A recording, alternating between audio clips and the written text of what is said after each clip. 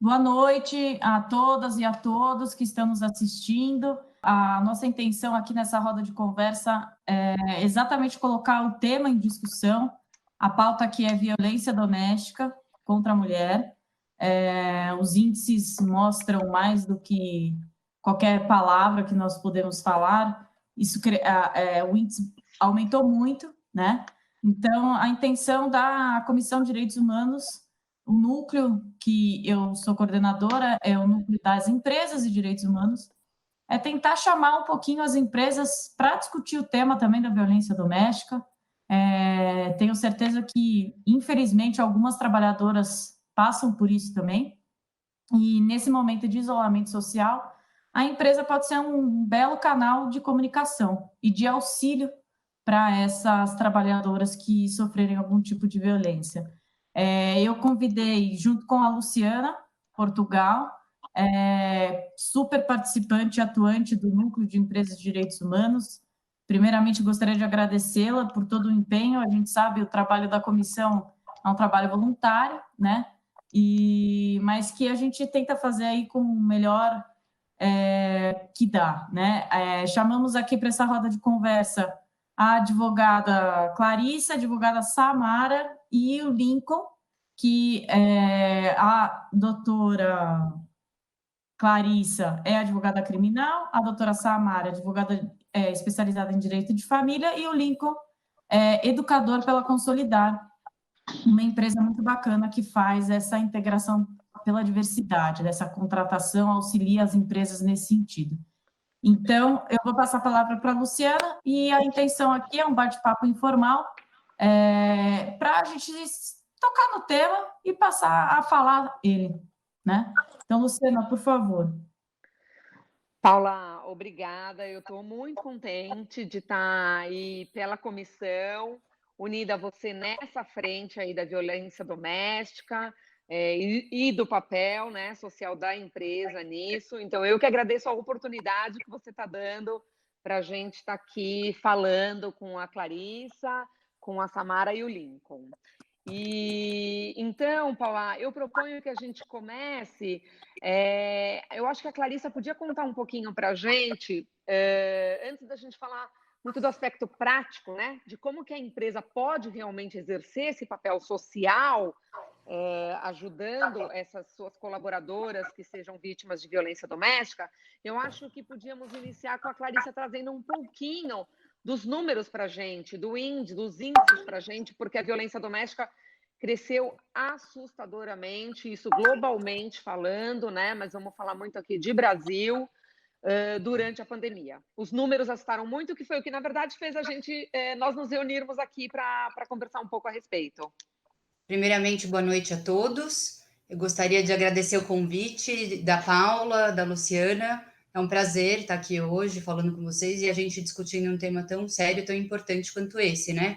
Parabéns à OAB, parabéns à Comissão de Direitos Humanos e a vocês, meninas, por tocarem nesse tema tão importante. Acho que assim como a gente está falando na responsabilidade social da empresa sobre esse tema, a OAB com certeza também tem uma responsabilidade muito importante nesse papel, né? Tanto de conscientizar a população, quanto de auxiliar mesmo, de educar. Então, parabéns, meninas, pela iniciativa. Vamos lá, realmente é assustador, assim, o que a gente já vive hoje. Hoje, segundo estudos da ONU, 3 em cada uma mulher ou é vítima de violência doméstica ou já foi alguma vez na vida, né?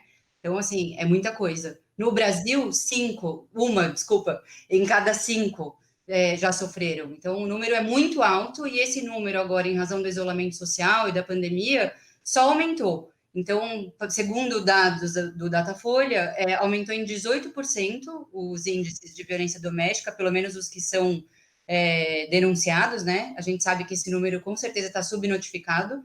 Muita mulher não está tendo oportunidade ou tem medo, ela está lado a lado com o agressor, então elas não estão divulgando, então com certeza esse número é muito maior do que os 18% que eles estão alegando. Eu vi uma pesquisa da Datafolha dessa semana, que saiu no exame dessa semana, que fala, inclusive, que a cada hora, no Brasil, 503 mulheres estão sendo vítimas de violência doméstica. É absurdo.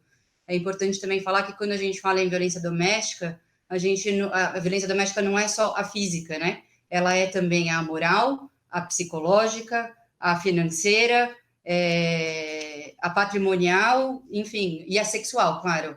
Enfim, então tem muita mulher vivendo todos esses tipos de violência doméstica e não só fisicamente. Então é importante a gente tratar sim desse tema e eu acho que a partir daqui a gente pode desenvolver aí nosso debate.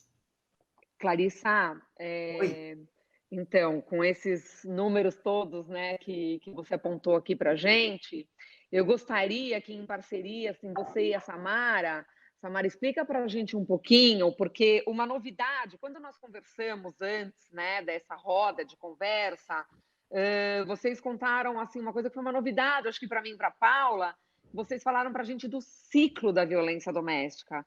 Este ciclo eu não conhecia, é uma coisa que, hoje vocês contando, ele parece um pouco óbvio, mas a forma como isso acontece e por que não para de acontecer foi muito interessante ouvir de vocês. Eu acho que também pode ser muito interessante para o nosso público saber, na verdade, como que isso acontece na prática, ainda dentro dos lares, com as mulheres. Bom, boa noite, obrigada pelo convite. Então, na verdade, quem identificou esse ciclo da violência foi uma americana, uma psicóloga americana, chamada Lenore Walker, e ela identificou muito bem os 3 ciclos, porque isso é o que a gente vê quando as pessoas chegam no nosso escritório.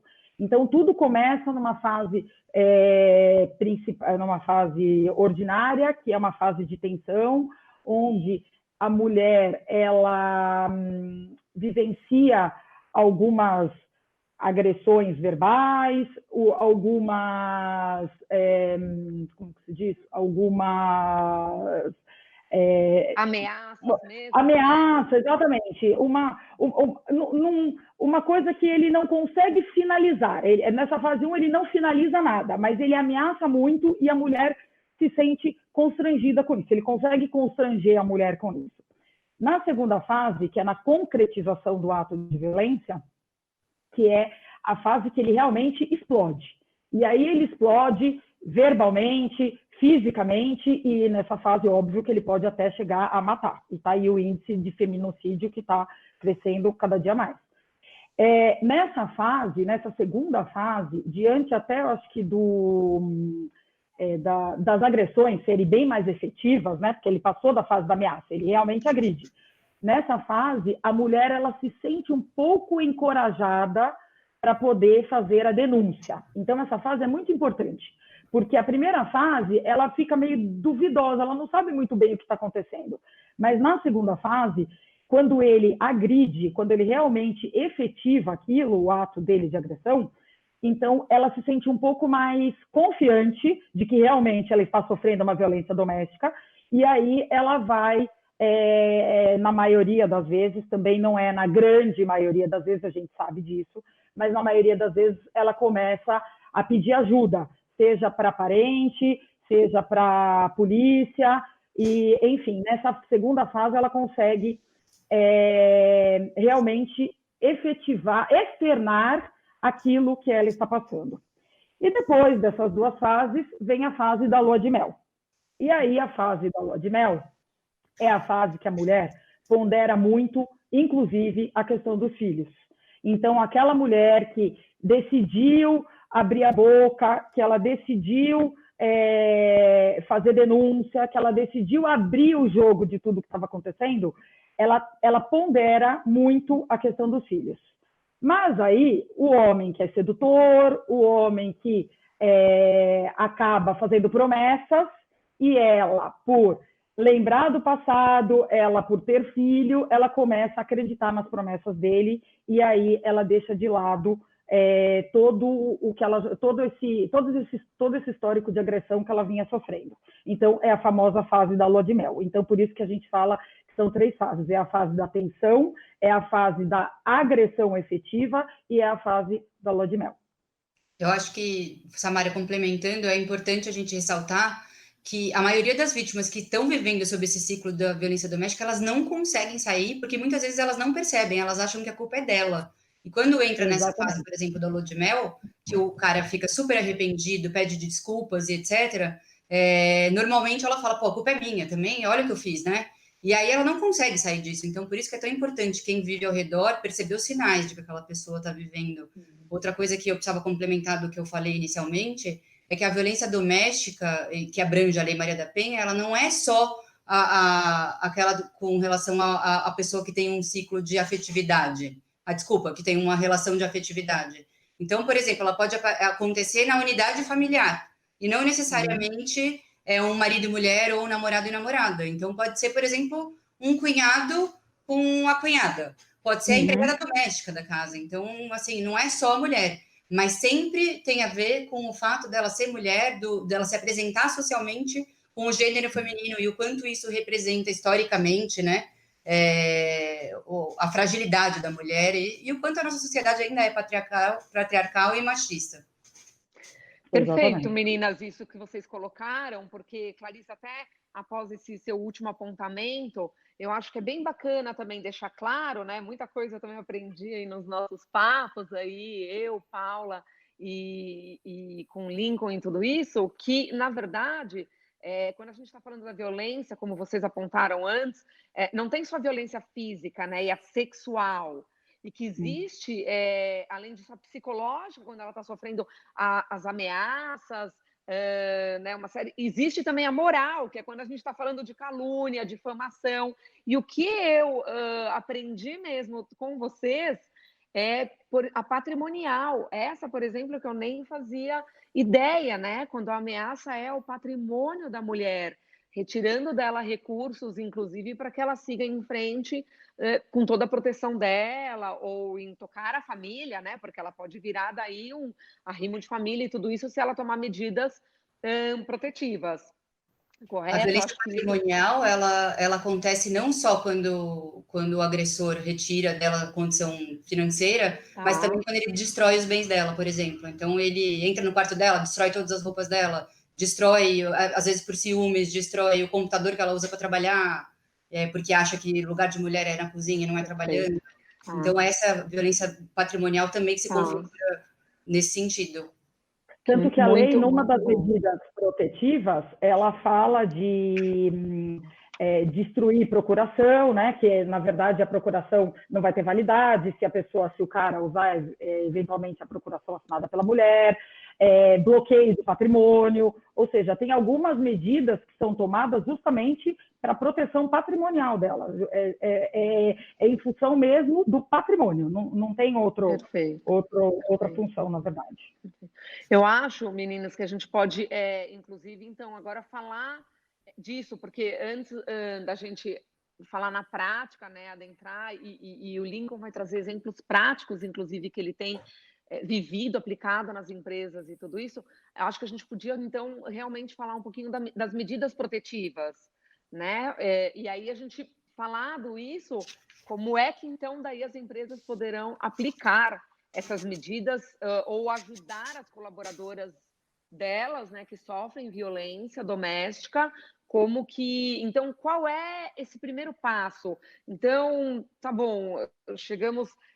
Tem esse ciclo da lua de mel, mas ali no ciclo da violência, e que fique claro que muitas vezes, quando a própria vítima não consiga, ela não possa se ajudar, que quem está em torno e quem perceber pode interceder, né? Porque hoje parece que isso, inclusive, está na lei, né? Sim. Qualquer pessoa pode fazer essa denúncia. Então, conta um pouquinho para a gente, Clarissa, dessas medidas protetivas, por favor, e como é que terceiros podem interferir, e aí a gente fala como que a empresa pode atacar isso de frente, né? Ajudar essas colaboradoras. Então, o tipo de medida protetiva que existe são vários. Então, desde o afastamento do agressor do lar, até a proibição dele entrar em contato com a vítima, por exemplo, ou com um dos familiares dela, ele tem que pagar alimentos provisórios para ela, enfim, são várias as medidas protetivas. E o que a empresa, não só a empresa, mas como qualquer terceiro pode fazer? Primeiro, você tem que lavrar um boletim de ocorrência, né? Não tem como você pedir a medida protetiva sem comunicar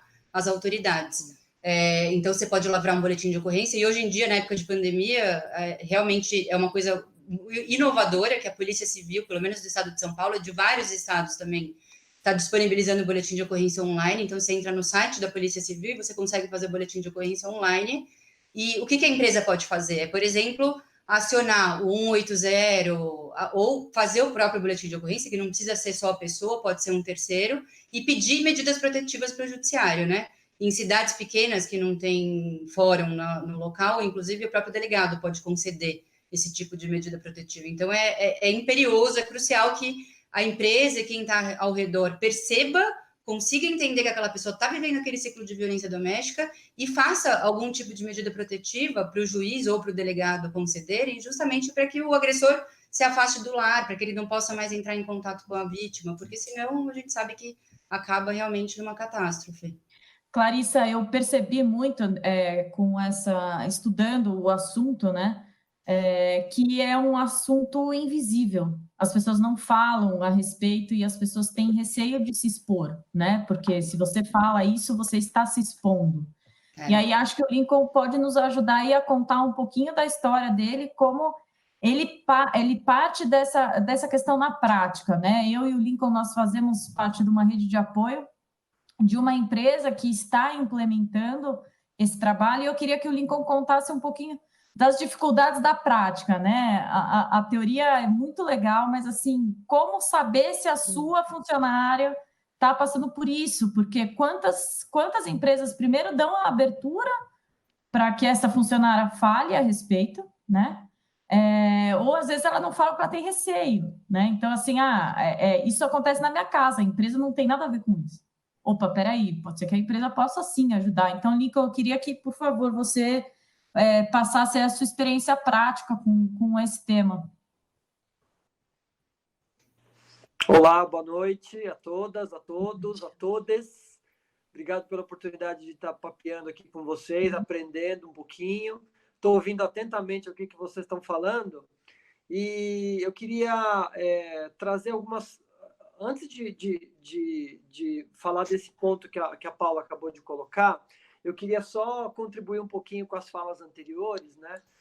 Primeiro, eu acho que é importante a gente entender que quando a gente está falando de uma questão social muito importante aqui, a gente está falando de uma questão de direitos humanos e a gente tem que fazer uma interseção de vários aspectos que são importantes para compreender tudo isso que a gente está conversando.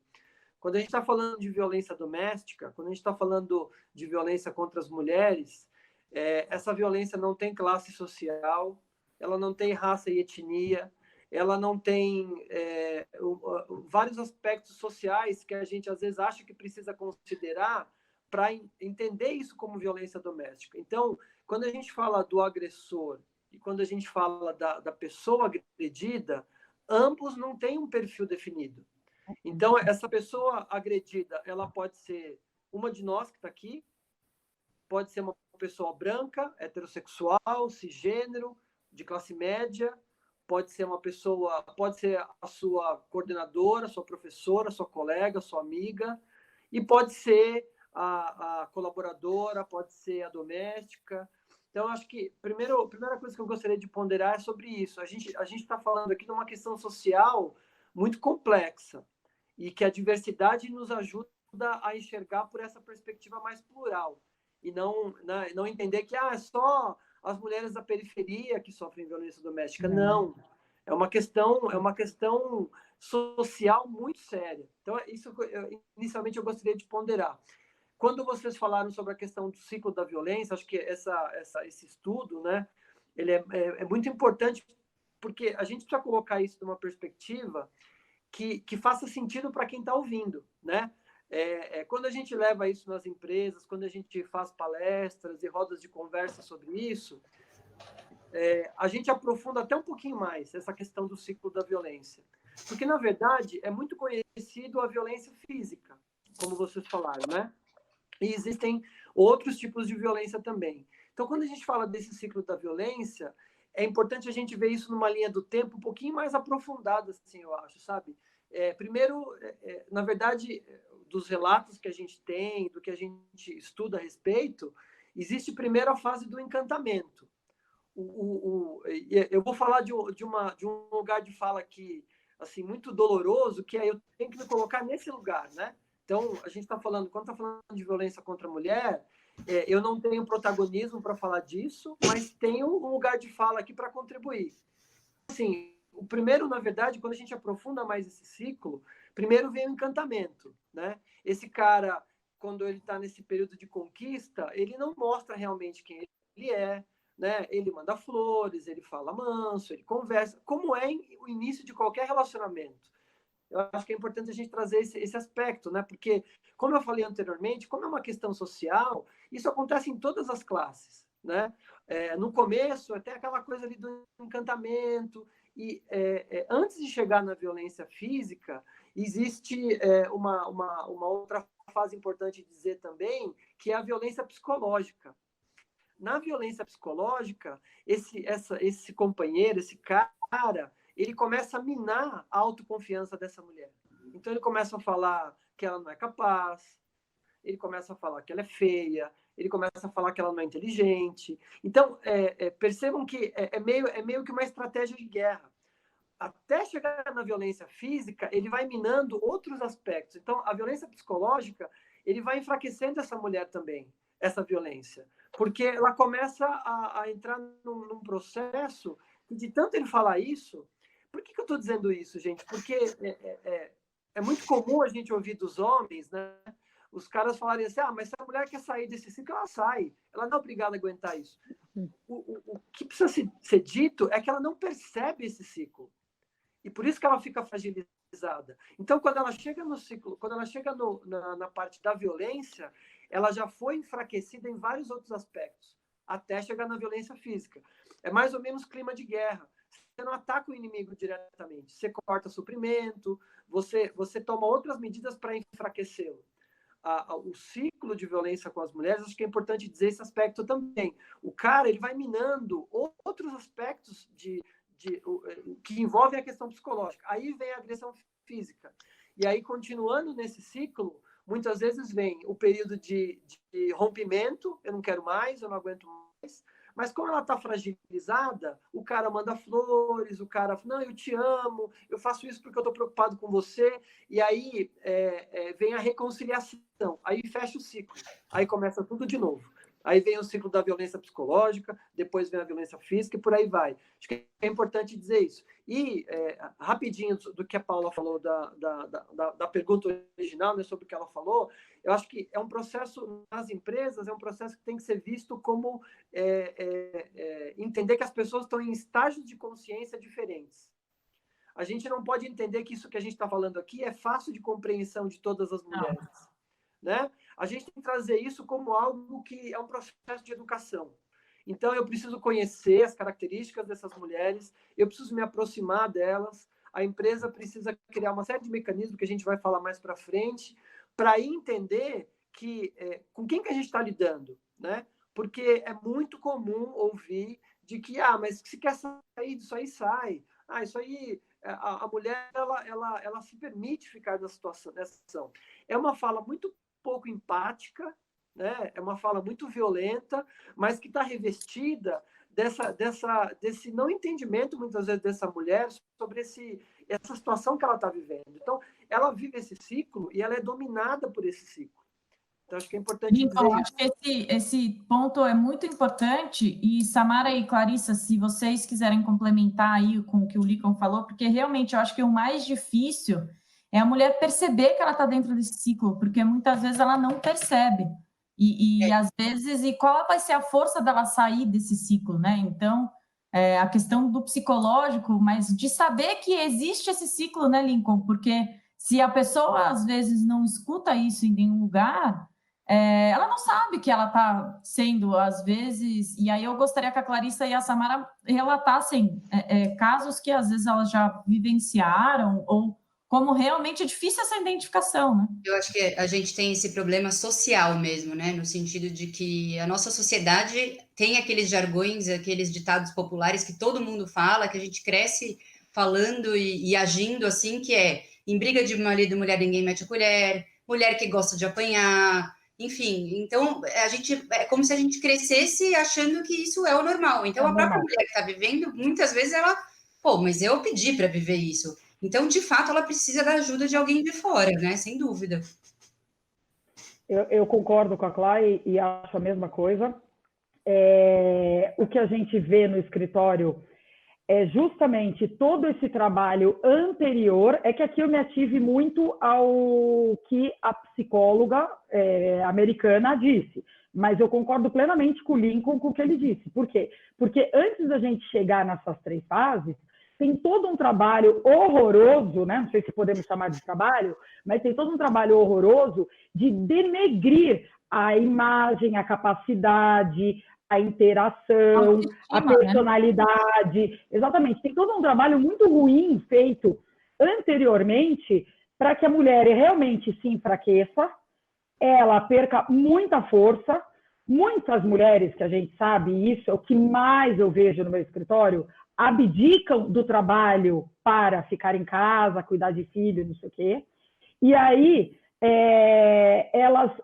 tudo isso já é trabalhado pelo homem, na maioria das vezes, né? Nem sempre, óbvio, mas na maioria das vezes tudo isso já é trabalhado pelo homem, porque se eventualmente ele vier se separar, ela já está enfraquecida, então a briga dela vai ser muito menor do que se ela tivesse trabalho, se ela fosse bem-sucedida, se ela tivesse um bom salário, se os filhos estivessem bem criados, enfim. Todo esse trabalho é feito mesmo anteriormente, a gente precisa prestar atenção nisso, inclusive, eu acho que isso também que eu estou dizendo é visto nos consultórios de psicologia, de psicólogas, porque eu tenho várias pessoas, várias psicólogas, que a gente troca, às vezes, até indicação e tudo mais, e a gente acaba caindo nessa mesma coisa, ou seja, a pessoa lá atrás, ela já foi muito denegrida, ela já foi muito pisoteada, ela já foi muito humilhada. Então, assim, e não só pelo marido, por familiares também, porque a gente sabe que tem gente, sim, se metendo o tempo inteiro na família. Então, não é só o marido, são pessoas também, são outras pessoas. Então, tudo isso faz com que essas 3 fases da violência cheguem definidas, né? Acho que é essa palavra, cheguem mais definidas nessas 3 fases da violência. Eu acho que talvez no escritório da Samara, como ela atua na área de família, já chegue, você consiga ver todas as fases do ciclo, né? Infelizmente, exatamente. Como para mim, quando chega, a coisa já está, ou já teve violência, né? Perfeito. Ou é a família da vítima procurando porque já teve o feminicídio, ou já teve a violência moral, enfim. Então, quando chega para mim, infelizmente, a coisa já está feita, talvez no âmbito da área de família. Samara, me chamou a atenção um ponto que você falou que é muito engraçado, né? É uma contradição muito grande, porque você fala, as pessoas se metem na vida dos outros para dar palpite, mas na hora quando o casal briga, aí... ninguém quer se defender, ninguém quer defender. Que ótimo! Então, assim, eu dei todo o fogo para vocês brigarem, mas daí na hora que vocês estão brigando eu não vou intrometer, né? Então é uma contradição muito grande, né? Exatamente. Alimenta o fogo, mas depois na hora de apagar o fogo ninguém quer apagar. É exatamente isso. E aí entra a questão cultural que a Clarissa falou, né? Esse jargão é horrível, em briga de marido e mulher, ninguém mete a colher, vamos com calma, né? Eu acho que é muito emblemático citar o caso da Magazine Luiza, né? Eu ia falar disso agora, claro. Eu ia falar justamente isso. É muito bacana, porque a Luiza Trajano, ela percebeu, ela achava que em briga de marido e mulher ninguém mete a colher, e esse não é um papel da empresa. Até que ela perdeu uma das melhores gerentes de uma das lojas dela, de violência doméstica. E foi aí que ela percebeu que em briga de marido e mulher se mete a colher, sim. Aí ela lançou uma campanha muito bacana, que é de vender colher a R$1,80, né? Que é o número 180 o número que combater violência doméstica, dizendo, aqui a gente mete a colher, sim. E hoje ela tem resultados, inclusive financeiros e econômicos, no sentido de mostrar para a sociedade que lá ela vai meter a colher, que se uma funcionária dela estiver vivendo violência doméstica dentro de casa, ela vai meter a colher, ela vai prestar assistência psicológica e assistência jurídica, pedir medida protetiva para essas mulheres, e inclusive tirar a mulher daquela agência, daquela loja e colocar em alguma outra loja, deslocar para uma loja longe do agressor. Então, é muito bacana. Lincoln, a gente tem... desculpa. Só um minuto, Lu, eu queria porque assim, a atuação da empresa, só para quem está nos assistindo, nosso foco aqui é a atuação especificadamente, lógico, no Covid, né? mas pelo tema como um todo. E aí eu acho que seria importante uma abordagem que o Lincoln pode fazer oportunamente existem duas situações que a empresa pode ajudar. Primeiro, conscientizando e às vezes mandando em canais de intranet algo nesse sentido a respeito do assunto, às vezes até isso como uma abertura, né, para a pessoa falar, nossa, realmente essa empresa existe uma abertura, e divulgar, né, os números, os canais que a gente vai falar um pouquinho mais para frente. Mas também existe a outra fase, que é a fase mais longa, né, Lincoln, que é a conscientização das mulheres com relação a isso, e é o tato das empresas saberem quantas funcionárias efetivamente sofrem essa violência. Então, eu acho que existem essas duas possibilidades da empresa, né? A primeira, nessa fase de Covid, um pouquinho mais emergencial, né? De ter esse contato, e a outra um pouco mais demorada, né? E aí de conscientização, um trabalho mais longo, né? E aí, Lincoln, eu queria saber se é possível isso. Primeiro, se fazer algo mais emergencial e depois algo mais longo, ou não? Necessariamente precisa ter algo mais longo para depois ter algo mais emergencial? Eu queria saber um pouquinho de você a respeito disso, né? Porque Paula, não dá para ter algo tão longo assim, né? A gente precisa agir agora, né? eu gostaria só de me antecipar um pouco, e justamente isso que eu ia falar também, pedindo auxílio do Lincoln nisso, que nisso que a Paula pediu para você esclarecer um pouquinho aqui para a gente, Lincoln, também conta um pouco na sua experiência, dá umas dicas para a gente, para quem estiver nos assistindo, de como colegas podem perceber, que sinais podem enxergar para poder ajudar a outra colega que está sofrendo uma violência doméstica, porque muitas vezes a empresa tem um canal, abre para isso, não chega ou não utiliza. Então, se nós também pudéssemos ouvir um pouquinho de dica de o que captar, o que, né, quais os sinais para, de repente, poder se aproximar dessa colaboradora e fazer com que ela peça essa ajuda e da empresa que tenha colocado isso à disposição também.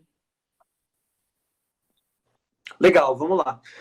Primeiro, acho que é importante dizer que essas duas frentes, né? Não tem como. Primeiro nós precisamos a gente precisa entender que essa questão da violência doméstica é uma questão de direitos humanos. Então, a ONU fala que a violência contra as mulheres ela é uma violação de direitos humanos e uma das mais comuns no mundo. Então, primeiro a gente tem que se sensibilizar e se tocar com isso, né? Se a empresa não tem um olhar para isso, dificilmente ela vai ter alguma ação que seja concreta nesse sentido. Acho que isso é importante de dizer. Então, uma atitude mais emergencial, como a Paula traz, eu acho difícil a gente mensurar sobre isso, porque se ela não trabalhou isso antes, e se ela não fez... Vamos começar pela segunda resposta, então, né? É um processo de conscientização. Tem uma pesquisa que diz que só 25% das empresas brasileiras trabalham a questão da violência doméstica. Quer dizer, é um número muito baixo, talvez porque se entenda que não é algo que é interessante para a empresa. Então, acho que é importante falar sobre isso. A ONU fala que, em média, uma pessoa que sofre violência doméstica, ela falta muito mais, né, do que as outras pessoas. Então, uma em cada 5 faltas no trabalho são motivadas por violência doméstica. Uma em cada 5 faltas no trabalho. Em média, uma mulher que sofre violência doméstica falta 18 vezes no ano. Isso é um dado da ONU. Então, a gente está falando de uma questão econômica aqui também. Se pelo coração não está tocado, então tem que se tocar pela questão econômica, porque vai impactar não só na vida dessa pessoa, que é o mais importante, mas vai impactar no negócio também. Então, respondendo a primeira parte, né, tentando encontrar um caminho para isso, tem essa questão da concentração, que é, primeiro, entender como é que isso se dá na questão de gênero, porque o que vocês estão falando aqui é uma questão que a gente tem que aprofundar na questão do machismo, que é estrutural. O machismo está em todas as camadas da sociedade, está em todas as relações. Ninguém tá à parte do entendimento do que é o machismo. É algo cultural. Então, trabalhar isso é muito doloroso, é muito difícil. a empresa precisa desejar isso, né? Ela precisa desejar. Então, o primeiro passo é trabalhar a questão da diversidade e inclusão.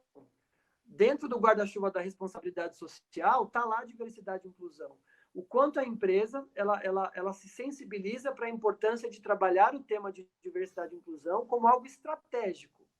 Então, é estratégico para a empresa trabalhar a diversidade, porque ela está falando das relações humanas, ela está falando de gênero, se a pessoa tem deficiência ou não, de etnia, de religião, de uma série de aspectos que vão ser importantes para melhorar o desempenho dos colaboradores. Quanto mais eu compreendo isso, mais eu vou ter um impacto positivo, porque as pessoas vão se tornar colaboradores e colaboradoras melhores.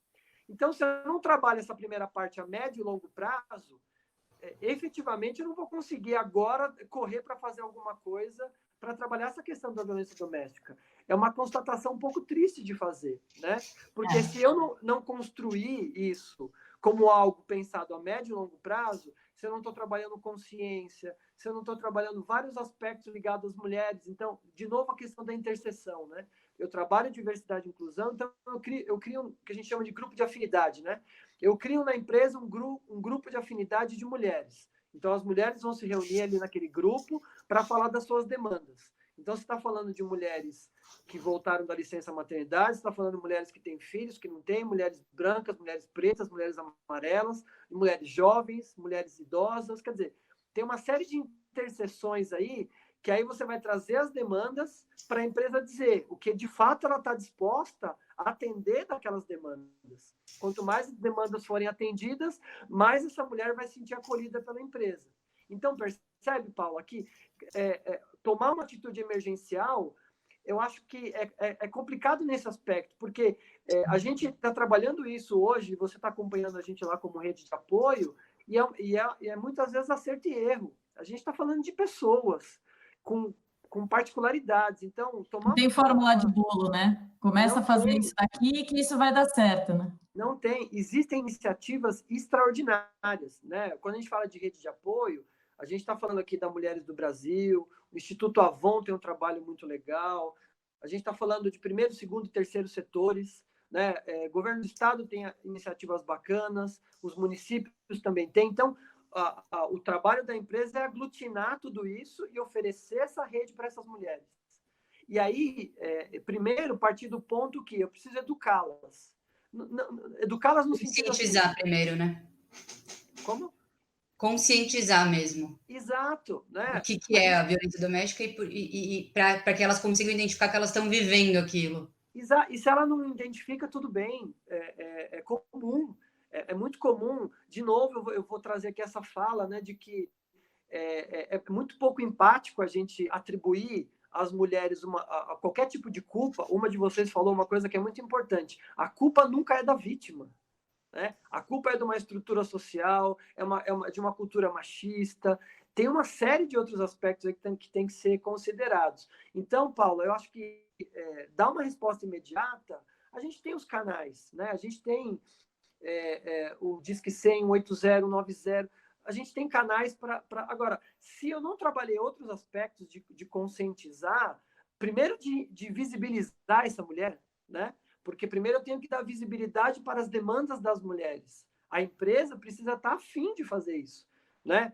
Quais são as demandas? Porque, assim, a gente está vivendo uma questão prática hoje nessa empresa que a gente atende, que é uma mulher jovem que está prestes a ter bebê, ela já tem uma criança pequena e está sendo agredida pelo companheiro sistematicamente. Eu vou fazer só um adendo no que você está falando, Lincoln, porque eu fiquei impressionada com esse caso. Lembrando que não é a colaboradora. O que aconteceu especificamente, só para vocês saberem, né?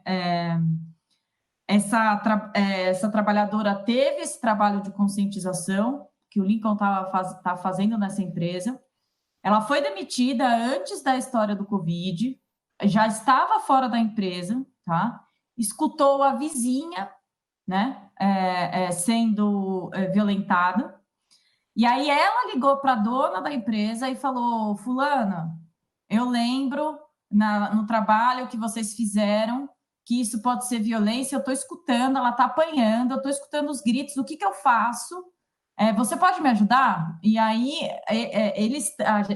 essa rede de apoio está toda mobilizada exatamente para isso, para auxiliar essa pessoa. Então, assim, não é uma atrapalhadora especificamente, mas ela teve a consciência, ela teve esse trabalho de conscientização. Se ela não tivesse tido esse trabalho, o que ela iria fazer? Dificilmente ela iria ligar para alguém, dificilmente ela ia ter essa consciência. Então, olha a importância disso, e aí ele consegue. Eu só achei importante dar esse contexto, né? Perfeito, perfeito. É isso mesmo. O que é interessante de apontar neste caso é que é uma pessoa que saiu de lá, mas ela entendeu que a empresa podia ser uma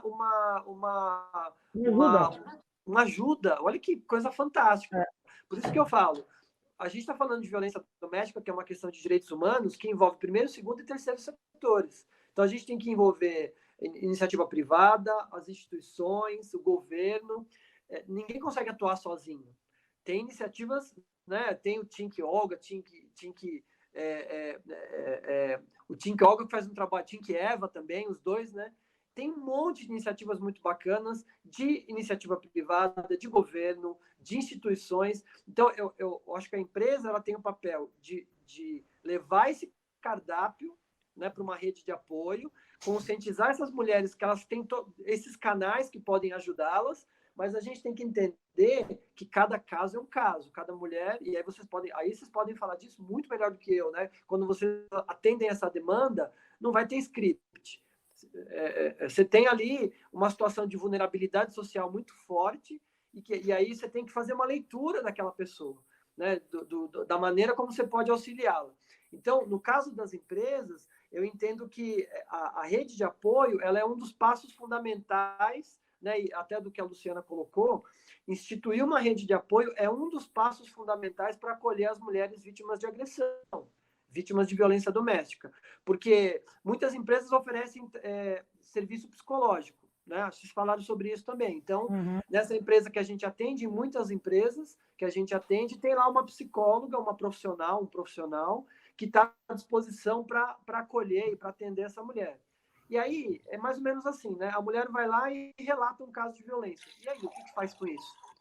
Né? Na verdade, precisa de muito mais do que isso, né, Lincoln? Na verdade, precisa da psicóloga, de uma assistente social para, de repente, poder ir na casa e saber exatamente o que acontece dentro da casa dela, como é que vive aquela casa, como é que os filhos estão, o que os filhos vivenciam. É como se fosse, o que a gente tem no judiciário. Nós temos um estudo psicossocial no judiciário, quando tem briga de guarda, de menor e tudo mais. É feito tudo isso, é um trabalho que se une o psicólogo para entender a psique da criança, do adolescente, ou da mãe, do pai, mais assistente social para saber o meio que eles vivem, mais médico, no caso de agressão, óbvio, mais advogado que precisa estar ali para poder orientar o que ela pode e o que ela não pode fazer. Ou seja, para a empresa é justamente isso. Uma psicóloga, talvez, apesar de eu achar maravilhoso essa iniciativa, pode ser que ela não seja o suficiente. Nós precisamos muito mais do que só uma psicóloga, ou só um advogado, ou só um médico. Não vai resolver o problema dessa pessoa que está sofrendo isso. É uma rede de apoio, exatamente. A gente tem que fazer com que diversas áreas atuem em prol de um caso. É mais ou menos isso. Você acha que se a empresa conscientizar e disponibilizar um canal de denúncia já é bastante coisa, né? Sim. Um canal de denúncia interno que ela consiga pelo menos orientar aquelas mulheres, olha, você está vivendo isso, então os próximos passos são os seguintes, liga no 180, faz o boletim de ocorrência, tem direito a pedir uma medida protetiva assim, assado, já é bastante coisa a empresa disponibilizar esse tipo de canal. É um passo muito importante, né?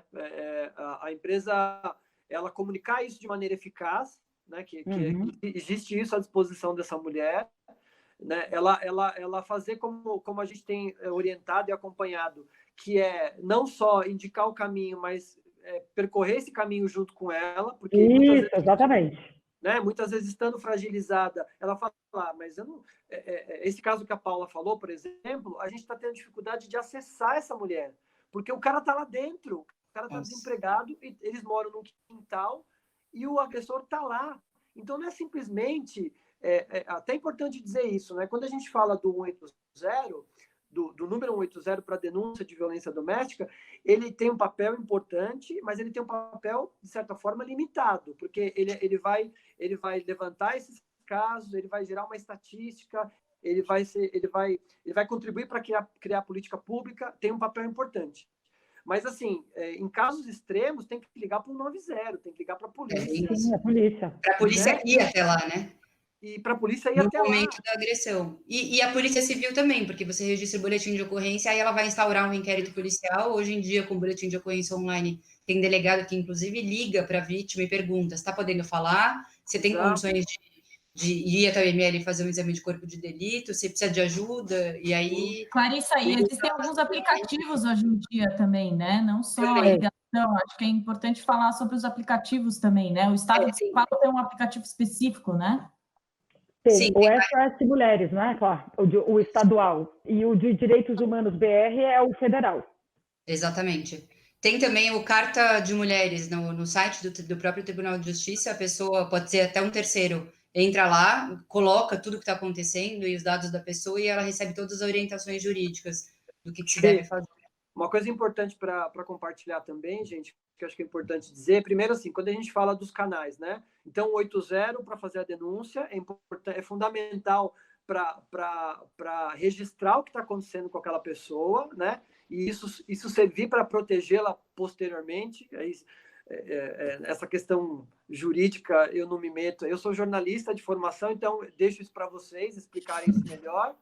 Mas aí a gente tem o SEM, que é o canal de direitos humanos, a gente tem o 153, que é da Guarda Municipal, e que a Maria da Penha, em algumas cidades, tem aqueles guardiãs, aquele serviço que está... Uma central de integridade e emergências públicas. Então, exatamente. Então, também tem esse canal, porque tem os guardiões lá que vão lá checar, por exemplo, tem uma medida protetiva. A Guarda Municipal... A Guarda Civil Metropolitana normalmente é quem checa, né? Se algum checa, exatamente. Infelizmente, não tem em todos os lugares, mas em muitas cidades tem lá a Guarda Civil que faz esse papel de ir lá ver se o cara está seguindo a medida protetiva, se a mulher está em segurança. Isso é um canal importante. Uma coisa que é importante dizer também é que tem essa campanha do briga de marido e mulher, ninguém mete a colher, e aí tem essa coisa do contraditório. Não, tem que meter a colher sim, é uma questão que a gente precisa se envolver, mas a gente não pode bancar o machão alfa, o homem ir lá e bater na porta e falar, o que você está fazendo aí? Tem que ligar no 90. Então, a gente orienta para não ir lá, não ir lá para o confronto, mas usar esses canais do até porque senão depois a pessoa vai embora e sobra para quem? Sobra para a mulher que ficou lá com a agressão. Pior para a mulher. Fica de uma medida muito mais efetiva e muito mais cuidadosa do que simplesmente bater lá e falar para o cara. Exato. E aí, por que eu estou dizendo isso? Para a gente ver que é muito mais complexo do que a gente imagina. Então, até acessar aquela mulher e, eventualmente, numa medida protetiva, tirá-la de lá, se for o caso, a gente tem que ter vários cuidados que precisa de uma rede para orientar. Né? Então, esse caso que a Paula trouxe exemplifica um pouco isso. A gente acionou a rede, todo mundo se mobilizou, tem Secretaria da Mulher nos municípios que fazem um papel muito importante, tem Secretaria de Estado da Mulher que faz um papel muito importante, mas vale dizer uma coisa, um registro aqui que é chato, mas tem que dizer. O 90, às vezes você liga no 90, a polícia fala, não vou lá, quem tem que ligar é a mulher agredida. É um muito absurdo. É um absurdo. Infelizmente, a gente tem muita gente despreparada. Né? Clarissa, o que a gente tem que fazer quando a gente se depara com uma situação dessa? Primeiro, denunciar o policial que falou, não posso fazer nada. E aí, essa denúncia seria onde? Na corregedoria? No próprio 180, ou na corregedoria, ou da Polícia Civil, ou da Polícia Militar, porque é muito absurdo. Qualquer um pode, sim, se meter e pode, sim, denunciar, e é obrigação do Estado tomar alguma atitude para prevenir que chegue no pior, né, no feminicídio.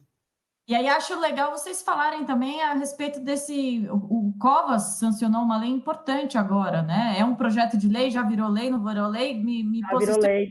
Foi sancionado na sexta-feira.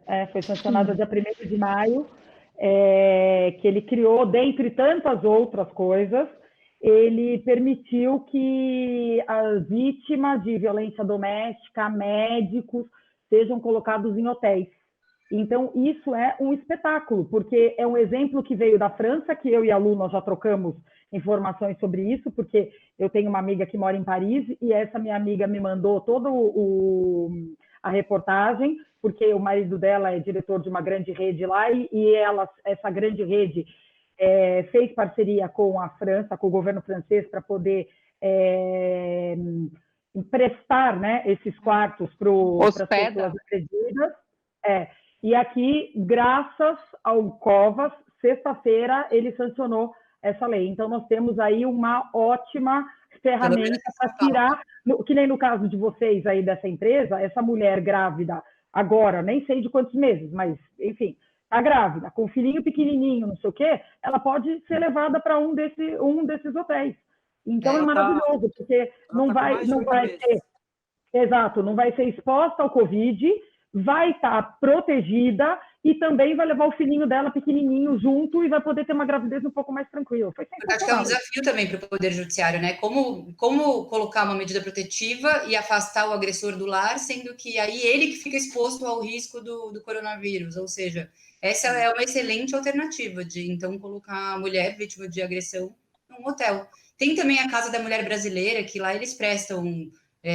todo o apoio para a mulher, psicológico, jurídico, a pessoa já consegue fazer boletim de ocorrência no mesmo momento que chega, pede medida protetiva, é bem legal também o trabalho deles. Sim, e eu acho que é importante dizer também que até chegar nesse caminho, né, cabe uma reflexão aqui, por que isso não foi adotado antes, né, gente?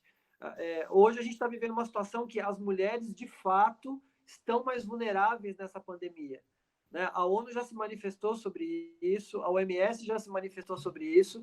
As mulheres, elas estão no grupo das mais vulneráveis, porque tem essa questão do agressor estar em casa, e esse agressor, via de regra, não está trabalhando, aí o cara começa a beber, e aí existe uma tensão já de fato estabelecida por não estar trabalhando, por não ter recurso. Então, até para dizer que o cara não agride a mulher porque ele está sem trabalho, porque ele está numa situação extrema. Ele agride porque ele é machista, ele agride porque ele entende que a mulher é menos do que ele. A gente só não pode inverter as coisas, né? De novo aqui, a gente fazer esse exercício de... o machismo, ele é estrutural. É uma questão cultural nossa. Você ligar no 90 e o policial dizer que não pode ir lá porque é a mulher que tem que ligar... é um entendimento zero de empatia com a situação que aquela mulher está vivendo.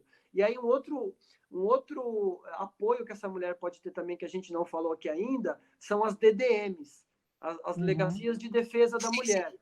Por que é importante a mulher ir na DDM e não numa delegacia convencional? Porque numa delegacia convencional, infelizmente, ela vai ser maltratada, não vai ter um exercício de empatia com a situação que aquela mulher está vivendo. Muitas vezes o cara que está do outro lado do escrivão vai falar, mas briga de marido e mulher, né? Será que você também não contribuiu para isso acontecer? Vejam, na DDM existe todo um preparo de quem atende essas mulheres, de entender que ela é a vítima, que o que aconteceu ali provavelmente foi um feminicídio, né? Que não é só a morte, mas é a tentativa de também. Outra coisa vocês podem falar muito melhor do que eu. Mas é importante falar do papel da DDM. Acho que a iniciativa privada também tem que estimular o governo a ter mais DDMs nas cidades, porque hoje a gente tem muito pouco, né? Hoje a gente tem pouco por região, né? É pouco mesmo. Eu acho muito pouco, né? Porque se a gente tem um 90, que é para a polícia ir lá e acabar com uma situação de violência, e a polícia muitas vezes não vai, porque ela fala que é a mulher que tem que ligar, da mesma forma, quando a mulher toma coragem e vai até a delegacia, se ela não vai numa DDM, corre um risco de não acontecer nada, ela voltar para casa e piorar a situação dela. Mas por isso que é importante esse boletim de ocorrência online, né? Porque muitas vezes essa mulher não consegue sair do lar para ir fazer o boletim de ocorrência. Então, ela consegue, em algum momento ali, entrar do próprio celular e registrar ali a ocorrência. Porque aí, se ela puder sair, melhor que vá para uma delegacia da mulher do que para uma delegacia convencional. Sem dúvida, porque eles são mais bem treinados para receber esse tipo de denúncia. Mas... com certeza, acho que nessa situação de violência doméstica e de isolamento social, elas estão com dificuldade de sair para pedir ajuda, né? Então, Exatamente. E até por um sentimento de impotência, de pensar assim, eu vou lá, faço a denúncia, depois eu vou dormir aonde? Porque se ela não tem o entendimento que ela tem essa rede, ela está fragilizada num ponto que ela volta para o agressor. E aí o cara vai fazer ela acreditar, porque assim, ele na violência psicológica, ele provavelmente já tirou dela a autoestima, ele já disse que ela não pode trabalhar, ele já disse, ela já ouviu várias vezes dele que ele que sustenta a casa, que ela precisa dele, e ela acredita nisso. Essa mulher, ela está fragilizada. Então, a Casa da Mulher Brasileira, as DDMs, elas têm um atendimento acolhedor de fazer uma leitura que essa mulher ela precisa de um acompanhamento para sair dessa situação. E que, às vezes, tem decisões emergenciais que têm que ser tomadas para isso, né? E uma outra coisa importante também de dizer é que todos esses serviços públicos, eles estão disponíveis. Não é porque tem pandemia e porque tem esse distanciamento social. É importante dizer, né, meninas, que DDM, todos esses serviços públicos, eles estão ativos e funcionando. Todos Sim. abertos. Sim. O fórum está funcionando. A medida protetiva vai ser concedida. Sim. Então, independente de estar trabalhando home, remoto, enfim, de qualquer jeito, vai conseguir. O judiciário está tudo em casa. Os juízes estão em casa, mas estão despachando e concedendo medida protetiva como nunca. Então, basta que você acione e peça, né? Seja através de um advogado, seja através da Defensoria Pública.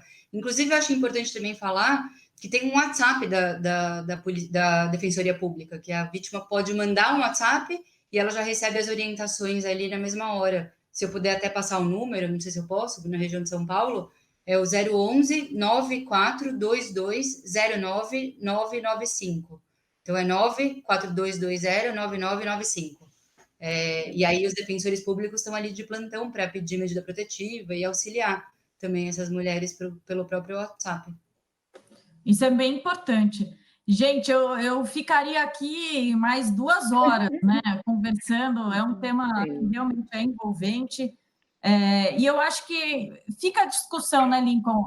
Se a empresa não conseguir implantar algo agora, que ela tome a consciência de que isso é importante de se fazer, né?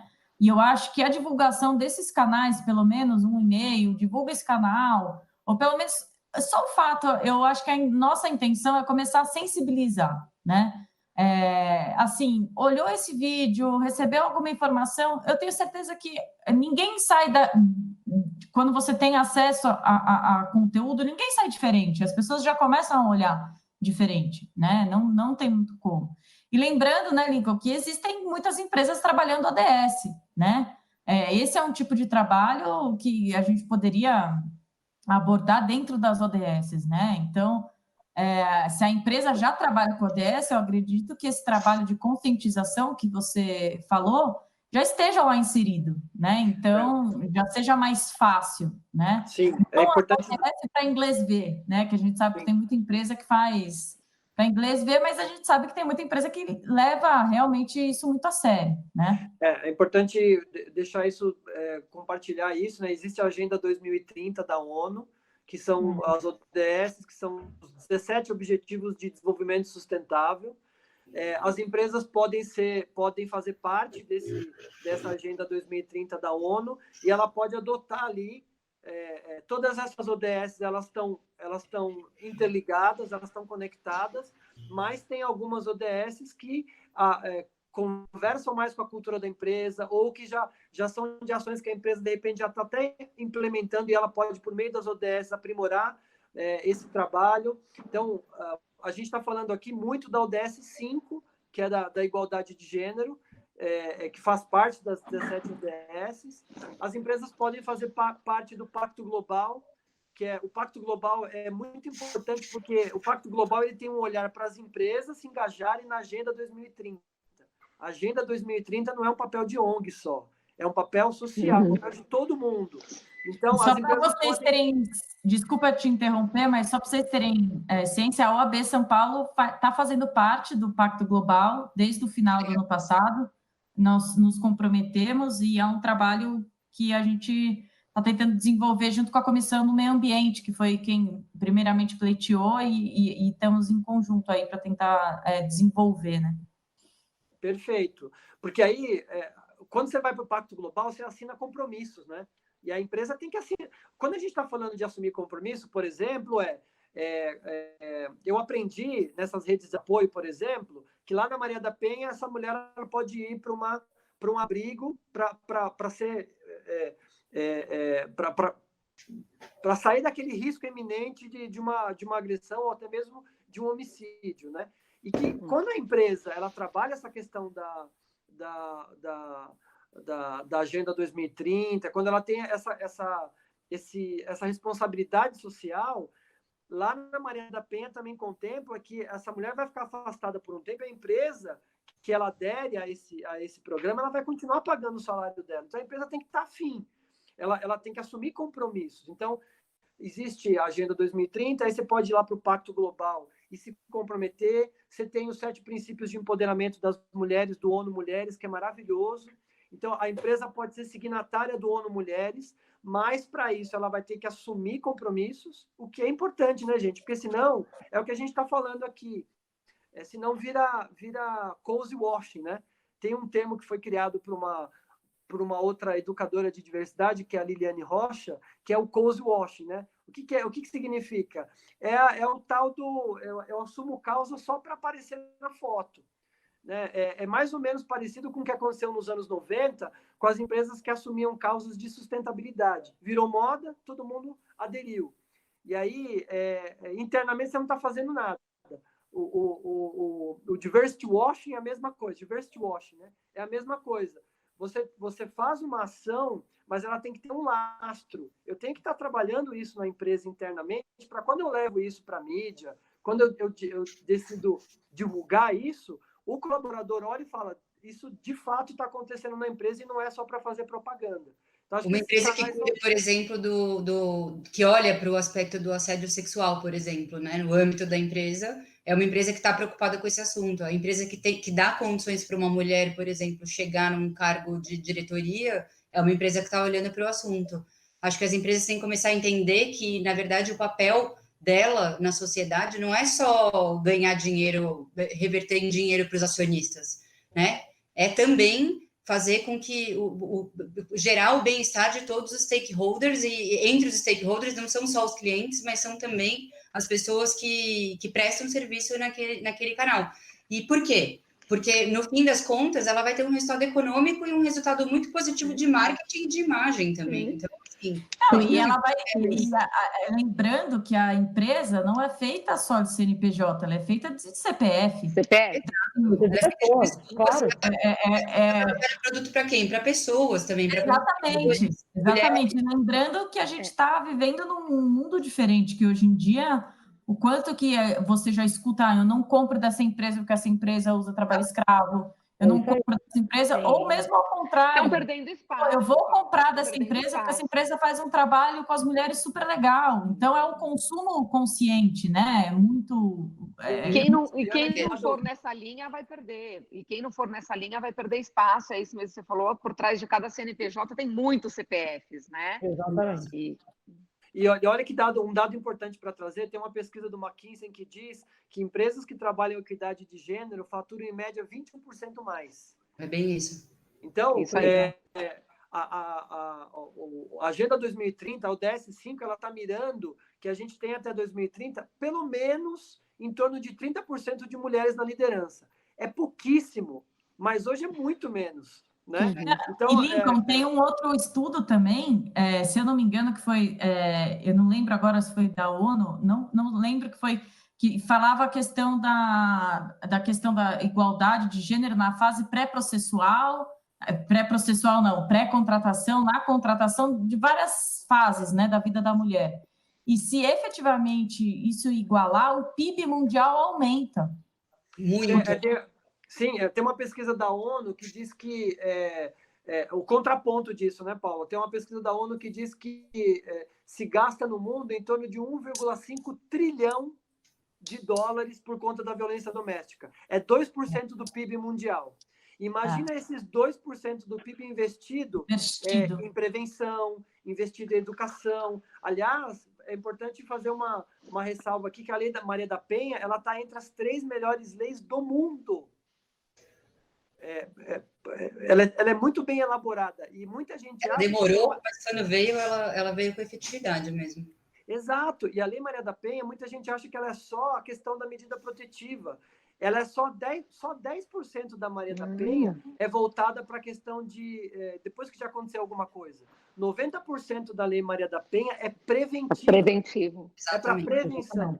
E não existe só Maria da Penha, né? O Código Penal está aí para isso, para punir a criança e do adolescente, para punir a violência contra a criança, o Estatuto do Idoso, para punir a violência contra o idoso. Acho que não é só a mulher que vive esse tipo de violência.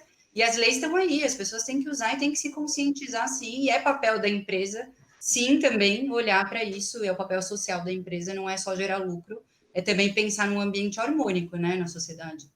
Exato. Esse estudo que eu falei, tá, Lincoln, é do Banco Mundial, tá? Que mostra, foi um estudo de 2019, que mostra mulheres, empresas e o direito em 2019, uma década de reformas, que ele analisou a legislação de 187 países e foi mostrando, e ela separou em partes, que ela colocou deslocando-se, começando um emprego, recebendo remuneração, casando-se, tornando-se mãe, empreendendo, gerando ativos e recebendo pensão. Então, foram alguns países que, porque muitas vezes você pode ter a legislação, mas o teu ponto de dados não mostra efetivamente essa igualdade. E, através desse estudo, mostra o quanto o mundo seria mais rico se as mulheres tivessem mais oportunidade, porque é mais uma renda, é uma fonte de renda, e são pessoas produtivas. Né? Dinheiro injetando na economia, né? Mais mulheres trabalhando, exatamente, mais dinheiro sendo gerado na economia. Eu vi um estudo, inclusive, sobre o Japão, que é uma potência, né, econômica, mas que está super estagnada já há alguns anos. E alguns estudiosos dizem que como uma das formas que o Japão tem para sair dessa estabilidade econômica que eles estão, que não desenvolve mais, é justamente colocar as mulheres para trabalhar, porque 60% das mulheres japonesas são donas de casa, é muito cultural lá também. Então, se essas mulheres entrarem no mercado de trabalho, a economia vai crescer e muito. Então, acho que a ideia mais ou menos é essa, né? Quanto mais mulheres chegarem no ápice ali na própria empresa e a empresa der condições para isso, maior é o lucro, não só para a empresa, como para a economia no geral, não? Essa é a ideia dos 7 princípios de empoderamento das mulheres, né? Do ONU Mulheres. É também empoderar, não empoderar as mulheres, porque ninguém empodera ninguém, mas estimular que essas mulheres se empoderem. E isso assim, provoca um impacto positivo tremendo na economia, né? Talvez os países, principalmente subdesenvolvidos, não se atentaram para isso ainda. Né? Não, ainda não. Luciana, eu queria que você falasse umas palavras finais para a gente ir caminhando, infelizmente, para o fim. Como eu disse, eu gostaria de continuar aí discutindo bastante, mas só tirar seu microfone do mudo, e aí gostaria que você falasse umas palavras finais, cada um falasse algo, e aí a gente finaliza, tá bom? Pessoal, na verdade, o que eu quero é agradecer a presença do Lincoln Tavares, da Clarissa Hofflin, da Samara Aguilar aqui conosco. Eu acho que a gente acrescentou aí bastante na linha do que a gente queria apresentar, dar de ideias, é um pontapé inicial. Quem empresas não podem iniciar, inclusive, com uma roda de conversa também, com um bate-papo, né? Começando a explicar quais são os direitos que, de repente, essas mulheres nem sabem que elas têm, que existem, né? E que elas poderiam, então, estar exercendo lá dentro, e a empresa nisso em parceria. Então, muito obrigada pela presença de vocês aqui, esclarecendo, tirando todas as nossas dúvidas. Isso, e eu espero estar com vocês novamente e continuar debatendo, porque não dá para dizer que isso não será necessário, né? A gente sabe, o que eu quero deixar aqui como uma mensagem final é: não esqueçamos, assim como tudo que a pandemia está trazendo, assim como toda a corrente de solidariedade, toda a corrente de generosidade que está criando com as próprias empresas, todos esses fundos que foram criados e que a gente está torcendo para que não seja esquecido, é um caso emergencial, é urgente, mas que nada disso quando essa pandemia passar. E fica aqui o mesmo recado para a violência doméstica. Ela existe e ela vai continuar existindo. E que nós, então, continuemos trabalhando com ela em prol, na verdade, do final dela. Obrigada, Paula, pela oportunidade também, viu? De me chamar aqui na comissão para esse bate-papo com você. Imagina, eu que agradeço a disponibilidade de todas e todos aí, né? Todo mundo está correndo, imagino. O pessoal falou, tem gente com muito tempo, eu tenho certeza que o pessoal que está aqui não está com tempo nenhum, eu estou zero, mas, enfim, é algo que a gente tem que fazer em prol da sociedade e é um assunto que a gente tem que discutir. A intenção dessa roda de conversa exatamente foi um chamado para as empresas, prestem atenção a respeito, vocês podem sim auxiliar, né? E queria deixar aqui um e-mail de contato da Comissão de Direitos Humanos, que é hoabsp@gmail.com. Quem quiser bater um papo ou até aprofundar o assunto, a gente vai fazer um material de divulgação sobre o tema. A gente primeiro quis fazer essa roda de conversa para depois fazer esse material. Vamos contar com a ajuda dos nossos participantes aí dessa roda de conversa e deixar esse e-mail à disposição, quem quiser entrar em contato com a gente, continuar bater esse papo, participar. E, mais uma vez, eu agradeço. Infelizmente, a gente vai ter que deixar por aqui. Boa noite. Clarissa, Samara e Lincoln, se quiserem fazer uma última palavra, por favor. Eu agradeço o convite e parabéns mais uma vez pela iniciativa da OAB e da comissão. Imagina. Eu também estou muito feliz de ter participado. Isso começou com uma simples pergunta, né, Lu? Há um mês atrás, e a pandemia realmente trouxe essa conversa, porque foi literalmente a pandemia que trouxe essa conversa entre eu e a Lu, e estou muito feliz de ter contribuído com tudo isso. Escrevemos uma matéria, eu e a Clarissa, que foi publicada também, falando da violência doméstica, Covid e tudo mais. Então, e diante até da publicação da nossa matéria, que também surgiu a nossa conversa. Então, assim, só tenho a agradecer a Lu, que iniciou tudo isso, a Paula, que nos aceitou, o Lincoln, que eu estou conhecendo hoje, então, e a Clá, que já é minha parceira faz tempo. Então, muito obrigada aí pela oportunidade. Imagina. Eu também queria agradecer muito a oportunidade de bater esse papo com todas e com todos. Minha mensagem final que eu queria deixar é que a questão da violência doméstica é uma questão que diz respeito a todos nós. Então, eu queria deixar esse recado, assim, né? Tem uma pesquisa do Instituto Patrícia Galvão que fala que mais de 50% das pessoas conhecem a pessoa que é agredida e o agressor. Tem um caso na vizinhança, na família, nos amigos. A gente precisa se implicar nessa discussão, a gente precisa se envolver nessa discussão. E é muito triste quando eu acompanho lá a página da Procuradoria da Mulher do Senado e vejo que os homens entram lá para criticar. Eu acho que é uma questão de direitos humanos e que a gente só ganha trabalhando essa questão. Mas as mulheres também agridem os homens. Sim, 95% dos casos são de mulheres que são agredidas por homens e 5% de homens mulheres que agridem homens. É uma questão matemática, né? É muito mais premente que a gente trabalhe a violência contra a mulher do que a violência contra o homem.